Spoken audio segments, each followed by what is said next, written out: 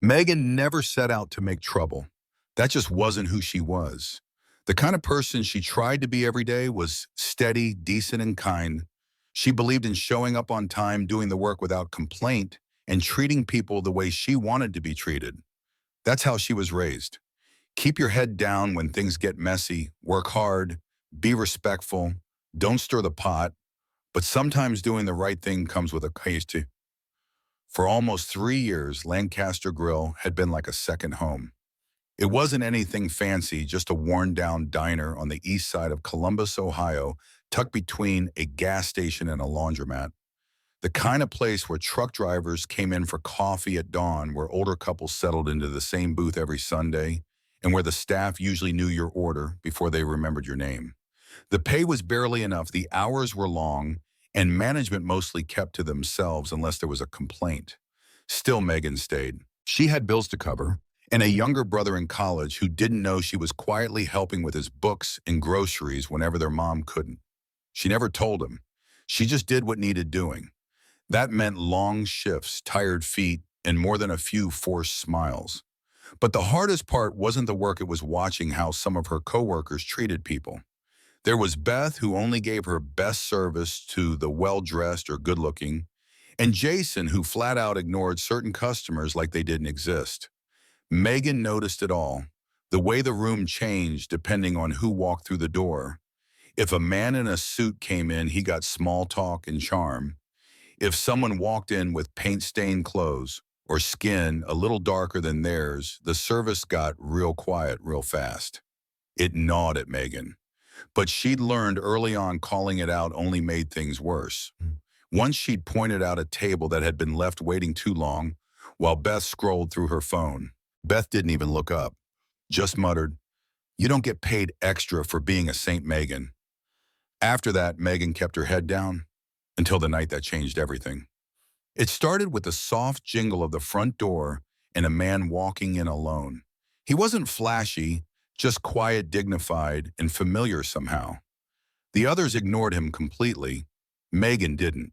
And that small choice to treat a man like a human being was about to turn her whole world upside down. It was a quiet Wednesday night, the kind Megan didn't mind. The dinner rush had passed and the diner had settled into its usual late evening rhythm, low music playing through the old radio, the soft clink of coffee cups, and the hum of the kitchen winding down. Megan was at the counter refilling sugar dispensers, glad for a moment to just breathe. Then the bell above the front door jingled. She glanced up, and in walked an older black man. His clothes were neat, button-down shirt tucked into worn slack shoes that had seen their share of miles. He moved with a quiet sort of confidence, but there was something else there too, a hesitation. Just for a second before he stepped further inside. Megan had seen that pause before on the faces of customers who weren't sure if they'd be welcomed or ignored. And this time she wasn't the only one who noticed. Beth didn't look up from her phone. She leaned against the far end of the counter, scrolling with her thumb, pretending like no one had come in at all. Jason, standing near the drink station, joking with another server, glanced toward the door, made brief eye contact with the man, and turned right back to his conversation. Not a word, not even a nod, just silence. It wasn't an accident. It never was. Megan felt the weight of it, the discomfort, the way it hung in the air like the sudden drop in a room's temperature. Her coworkers had made a choice, plain and simple. For a moment, Megan considered doing what she usually did, staying quiet, letting it slide. That's what kept the peace. But then she looked at the man again. He stood by the entrance, still impatient, like he was giving them a chance, just one, a moment to prove they could be better. Megan wiped her hands on a napkin, picked up a menu, and walked over. "Evening, sir," she said, her voice gentle but clear. "Just you tonight?" The man looked up, met her eyes, and something in his face softened. "Yes, ma'am," he replied, his voice smooth and calm. She smiled. "Got a booth open by the window, if that's all right." "Perfectly fine," he said. She led him over, handed him the menu, and tucked a pen behind her ear. "Can I start you off with something to drink?" "Coffee," he said. "Black. You got it?" As she poured a fresh cup behind the counter, she could feel Beth's eyes on her. Jason had gone quiet too, but Megan didn't turn around. She walked back to the table, placed the coffee down, and smiled again. The man glanced around the restaurant, then leaned in a little and asked quietly, "You the only one working tonight?" Megan knew what he meant. She flicked her gaze toward the others. Beth now whispering to Jason, both of them smirking like they were in on a joke. "Feels like it sometimes," Megan said. That made him chuckle softly. He opened the menu and scanned it. "What's good here?" She tilted her head, thinking. "Depends on what you're hungry for. The pot roast is solid, made fresh every day. But if you want my favorite grilled salmon's the way to go." He raised an eyebrow. "That's so?" She nodded. "Promise you won't regret it." He smiled a small but genuine wine curve of his lips. "Salmon it is." Megan jotted it down. "Great choice." She turned toward the kitchen, feeling the heat of Beth's stare as she passed by. "She's wasting her time," Beth muttered, not quite under her breath. Megan's jaw tightened. She kept walking. By the time she placed the order and returned with a coffee refill, she could feel the tension growing. The way Beth's smile had turned into a scowl. The way Jason kept glancing toward the booth like he was waiting for Megan to say the wrong thing slip up somehow. Even Tom, the manager, had peeked out of his office, scanned the room, and disappeared again. Megan had a sinking feeling deep in her chest, one she tried to ignore. But that man at the booth, he noticed it too. She could tell. The way he sipped his coffee, slowly, eyes calm but alert, taking everything in without a word. "You always this kind to your customers?" he asked gently as she checked on him a few minutes later. Megan shrugged, wiping a stray crumb off the table. "I try to be. Doesn't always go over well around here." He nodded slowly like he understood more than he was letting on.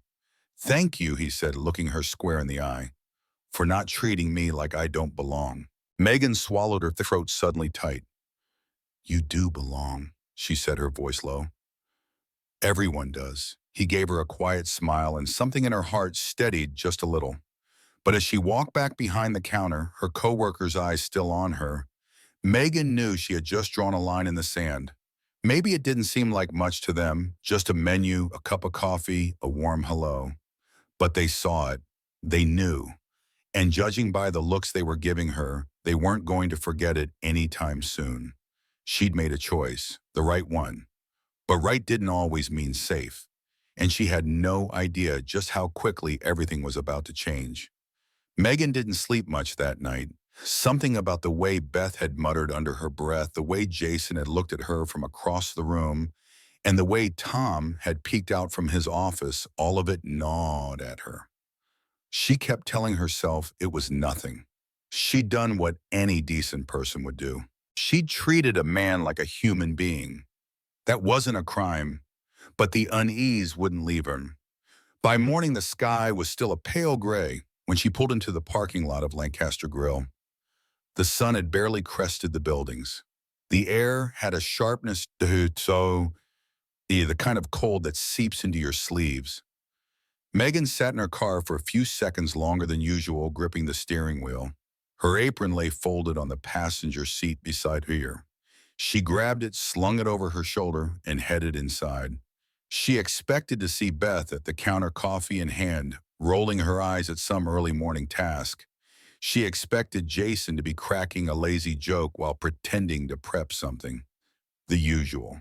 But when she walked through the door, the diner was quiet in a different way. Both Beth and Jason were already there, but they weren't acting normal. Beth leaned against the counter arms, crossed a sly little smile playing on her lips. Jason stood with his back straight, not joking, not moving, just watching. Neither of them said a word. Megan paused. Something felt off. She adjusted her apron strap and headed further in. That's when she heard the creak of the office door behind her. Tom. He stood in the doorway, one hand resting on the frame like he'd been waiting for her. "Megan," he said flatly, "come with me." A cold pit settled in her stomach. She followed him without a word, her footsteps quiet on the linoleum. The small office in the back was just like it always was, cramped, a little cluttered, the smell of old coffee lingering in the air. Tom moved behind his desk but didn't sit. Instead, he leaned against the edge and let out a long breath. "We're letting you go," he said. The words landed like a punch. Megan blinked, what Tom didn't flinch. "It's not working out," her mind scrambled. "I've been here 3 years. I've never missed a shift. Never been late." Tom shrugged his eyes, already drifting toward a stack of papers like he was done with the conversation. "This is because of last night, isn't it?" she asked, voice tighter now. He didn't answer, and that silence was all she needed to hear. Megan felt the heat rise to her face. "So I get fired for doing my job. You can collect your final paycheck next week," he said. And just like that, it was over. No warning, no explanation, just tossed aside like she didn't matter. Megan untied her apron, folded it neatly, and placed it on the chair beside her. She paused at the door, steadying herself. "You know this isn't right," she said quietly. Tom didn't look up. She stepped out into the main dining area. Beth was still at the counter, her smirk now full and smug. Jason was pretending to wipe down a table, but he wasn't even trying to hide the satisfaction on his face. They had been waiting for this moment. Megan didn't say a word, didn't give them the outburst they were hoping for. Instead, she lifted her chin, walked past them, and pushed through the doors into the crisp morning air. The cold hit her, but it didn't sting half as much as the shame settling deep in her chest. 3 years. In vain. No job, no income, no backup plan. She got into her car, slammed the door, and gripped the steering wheel until her knuckles turned white. Her breathing came in short, sharp bursts. Rent was due next week. Her brother's textbooks weren't going to pay for themselves. What was she supposed to do now? Her phone buzzed beside her. She ignored it at first, staring through the windshield, her thoughts spiraling. Then she looked. Unknown number. Megan hesitated, then picked up. "Hello." The voice on the other end was low, steady, familiar. "Megan, this is Richard Lawson." She sat up a little straighter. "I'm sorry. Who the man you served last night at the diner?" Her breath caught. "Oh, yes, sir. How can I help you?" There was a short pause. Then I heard what happened. Megan let out a hollow laugh, bitter and tired. "Yeah, well, guess I should have just ignored you like everyone else." Richard's voice didn't change. "That's exactly why I'm calling." She went still. "I wasn't just there for dinner last night," he said. "I was there to see how my employees treat people." "Your employees?" Megan asked. "I own Lancaster Grill." The words didn't register at first. She sat frozen, the silence stretching between them. "I'm sorry, what?" "You heard me," he said calmly. "You're saying you own the place." "Yes. And last night I wasn't there for the food. I was there to see how that restaurant is really being run."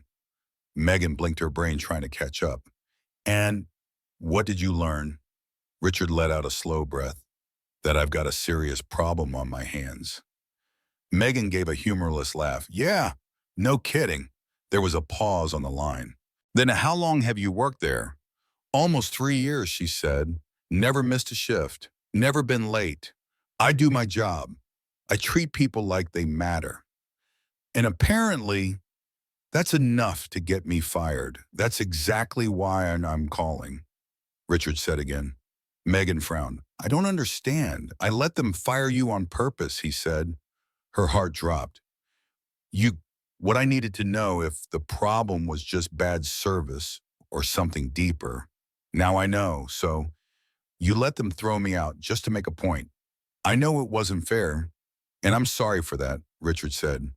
"But now I know who I can't trust to run my business." Megan felt a pulse in her ears. "What does that mean for me?" "It means," Richard said, his voice firmer now, "I need someone I can trust." He paused, then added, "I need someone who understands what it means to run a place with dignity, who knows how people should be treated." Megan sat still, barely breathing. "I want you to come back," he said, "as the new manager." And just like that, everything shifted, everything. Megan sat in her car, the phone still pressed to her ear, her breath shallow. Just a few hours ago, she'd walked out of Lancaster Grill with nothing but her dignity, and a rolled-up apron. And now the man she had quietly served over coffee and salmon the night before was telling her he owned the place, that he'd been there to see how his staff treated people when they thought no one was watching. It didn't feel real. "I want you to come back," Richard Lawson said again, his voice steady but not unkind. As the new manager, Megan blinked hard, her eyes scanning the dashboard like she might find an answer there. I, I'm sorry, did you just say manager?" "That's right," he said. "I fired Tom this morning. He won't be returning." She stared out the windshield, watching the breath fog from her mouth. Her fingers trembled slightly as she held the phone closer. "And Beth, Jason?" she asked cautiously. Richard gave a soft exhale. "They'll find out soon enough who's in charge now." Megan felt her mouth go dry. This wasn't a joke. This was real. Less than 24 hours ago, she was being humiliated in that back office, told she wasn't needed, wasn't worth defending. Now she was being asked to lead the very place that threw her away. "I know it's sudden," Richard said, "but I've made up my mind. I'm not looking at anyone else for the job. I saw what I needed to see last night." Megan swallowed hard. "You mean how the staff treated you?" "I mean how you treated me," he said gently, "with decency, without judgment. You didn't ask who I was or what I did. You just served me like I mattered." "That shouldn't be rare, Megan, but sadly it is." She leaned back in her seat, the worn leather creaking beneath her. Her heart thudded in her chest, a mix of adrenaline, disbelief, and something else, hope. "You know," she said softly, "when I walked out of there this morning, I felt like everything I'd worked for didn't matter. Like the last 3 years were just erased." "I know," Richard replied, "and I hate that I had to let it happen. But now I know exactly who I can trust and who I can't." Megan closed her eyes for a moment. The image of Beth's smirk, Jason's smug silence, and Tom's cold dismissal still sat heavy in her mind. "And what do I do exactly?" she asked, her voice more sure now, steadier. "Walk back in like nothing happened," no, Richard said. "You walk back in like you belong there, because you do." A pause. "What am I?" "You understand how that place should be run. Not just orders and shifts, but fairness, respect. That's what I need. That's what Lancaster Grill needs." Megan let out a slow breath. "What if they don't listen to me? They'll have to," he said plainly. "And if they don't, they can leave." She nodded, even though he couldn't see her. Something in her had already begun to shift. Not just fear or hesitation, but resolve. "I want to believe this can work," she said. "It will work," Richard replied, "because you won't be alone." Megan stared through the windshield, watching the morning light stretch across the edge of the lot. She thought about the years she'd poured into that diner, the quiet sacrifices, the overlooked kindnesses, the hours of doing the right thing, even when no one was looking. Maybe all of it had led to this. "Okay," she said finally, "I'll do it." Richard's voice warmed. "Good. Be there tomorrow morning. 8 o'clock sharp." "I will," she said. They hung up, and for a long while Megan just sat there. The steering wheel cool beneath her fingers, the silence around her heavy, but calm. The world hadn't changed, but her place in it had. She wasn't just coming back. She was coming back as the boss. And she wasn't walking in to play nice. The next morning, Megan stood outside the glass doors of Lancaster Grill, her breath catching in the early morning chill. She had been here hundreds of times before, but never like this. Never with power in her hands. Never with a reason to hold her head high. The sharp edge of the cold barely touched her. Her thoughts were louder than the wind. Yesterday she had walked out of this building with nothing, not even a thank you. Today she was walking back in with something. Beth, Jason, and Tom never expected her to have authority. She tightened the strap on her bag, took a long breath, and stepped inside. The familiar smell of fresh coffee and frying bacon hit her right away. Dishes clinked softly in the kitchen.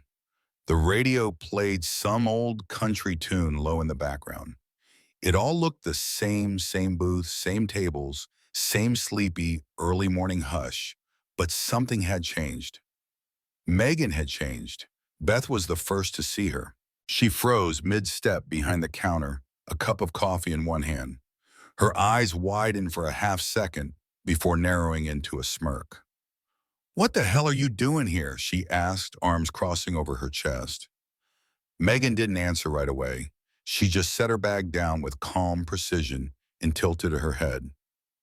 "You'll find out soon enough," she said. Beth scoffed, but something in her face faltered. Before she could fire back, the office door creaked open. Tom stepped out, flipping through a small stack of papers. His voice was distracted, irritated. "Beth, I need you to—" He stopped cold when he saw Megan. His brows drew together. "Megan, you don't work here anymore." She turned to face him fully, her expression composed. "Actually," she said, "I do." Before Tom could respond, another voice cut in, firm, calm, unmistakable. "I believe I can clarify that." Every head in the room turned. Richard Lawson stepped inside, hands tucked casually in the pockets of a dark wool coat. He looked around slowly, taking in the stunned expressions, the hush that had fallen over the diner. His presence filled the room like quiet thunder. Tom's mouth opened, but no words came. Beth looked pale. Jason, who'd just come around the corner from the back, stopped mid-step like he'd hit an invisible wall. Richard walked over to Megan and nodded once before turning to the rest of the staff. "As of this morning," he said clearly, "Lancaster Grill has undergone some management changes." He looked directly at Tom.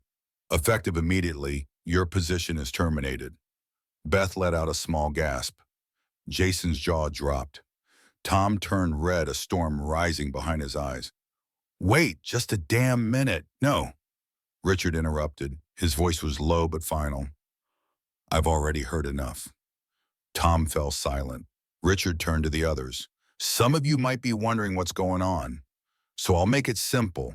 Last night I visited this restaurant as a regular customer. No fanfare, no introductions, just a man ordering dinner. He let that sit for a beat, and what I saw was unacceptable. Most of you ignored me. Some of you made it clear you had no interest in serving certain kinds of customers. That ends today. You could have heard a pin drop." Richard turned to Megan and gestured with quiet authority.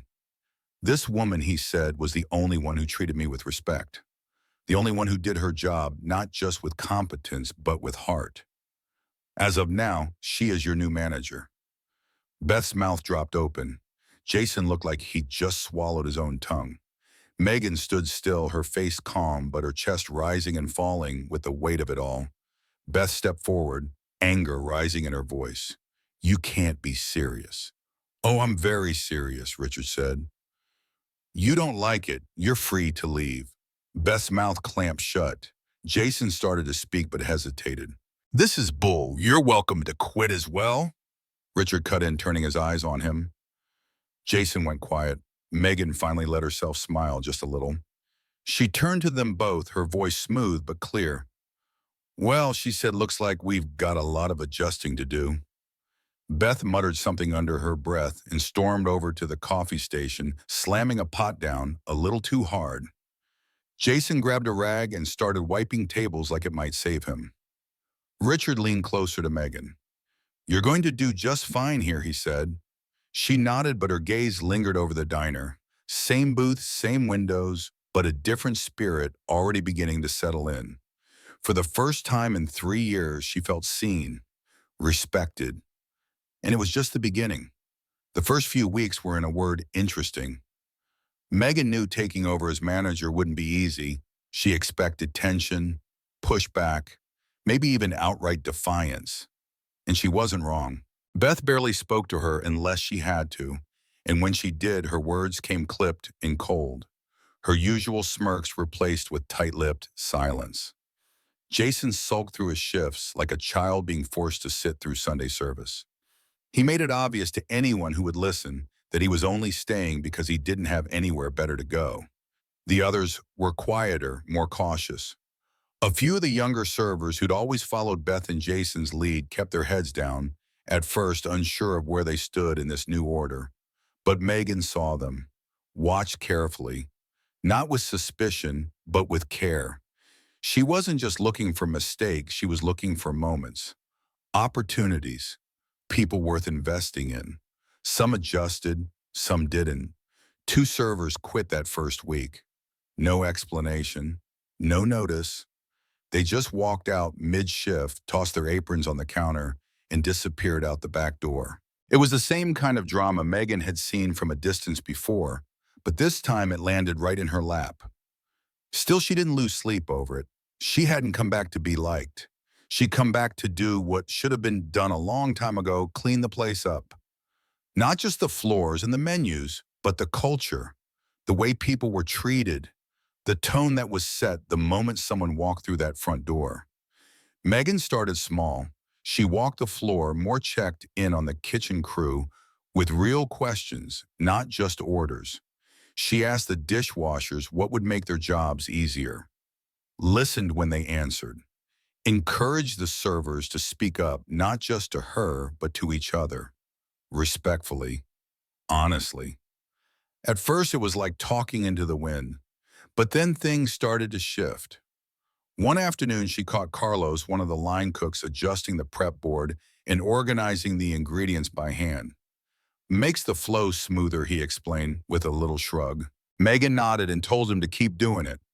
A few days later, she noticed the same setup had become routine.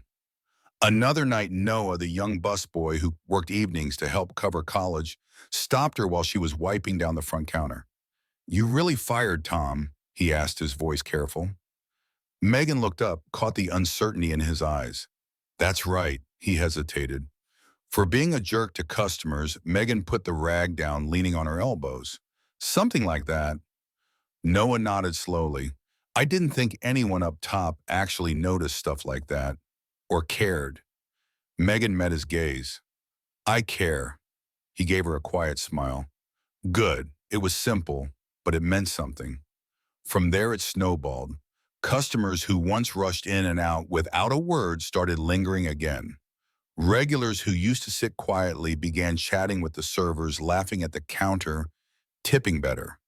And not because they had to, because they wanted to. The air in the diner felt lighter somehow. Less guarded. More human. Even the staff, the ones who had held back, began to change. They took cues from Megan, not from fear but from example. They saw her wipe tables without complaint, jump in when the kitchen fell behind, step up instead of pointing fingers. And it mattered.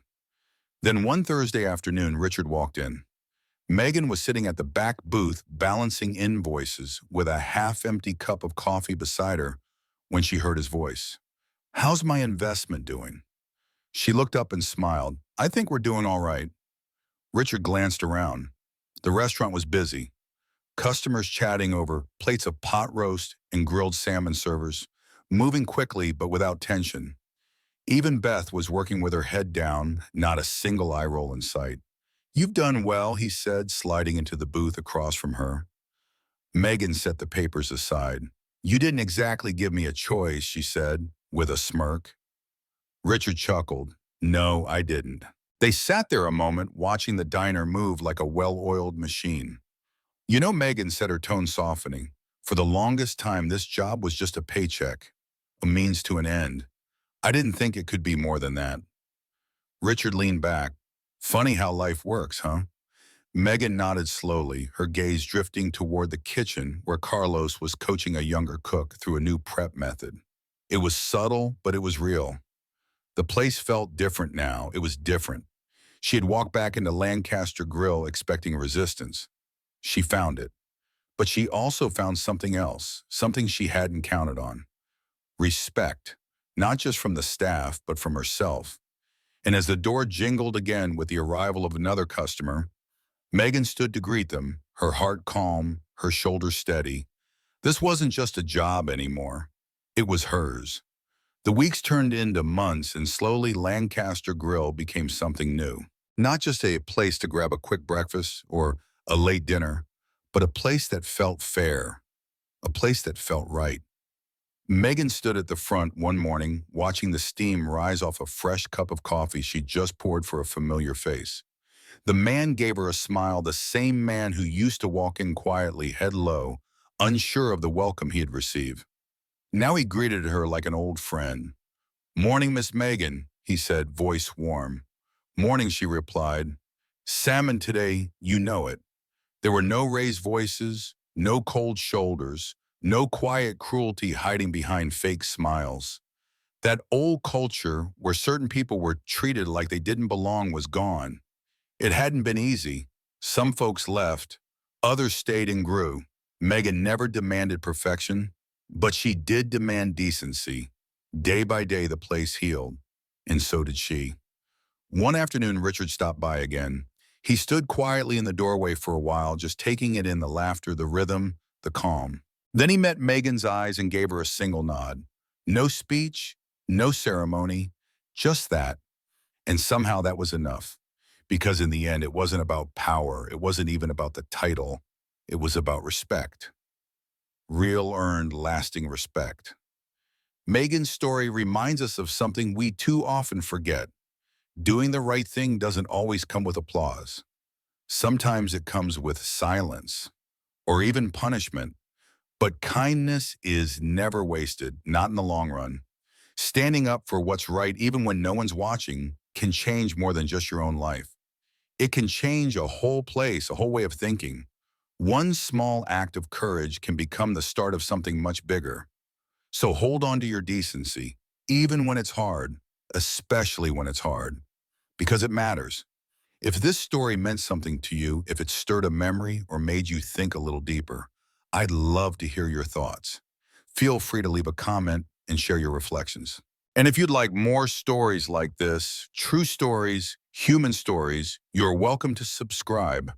No pressure, just a quiet invitation from one soul to another. Thanks for listening and take good care.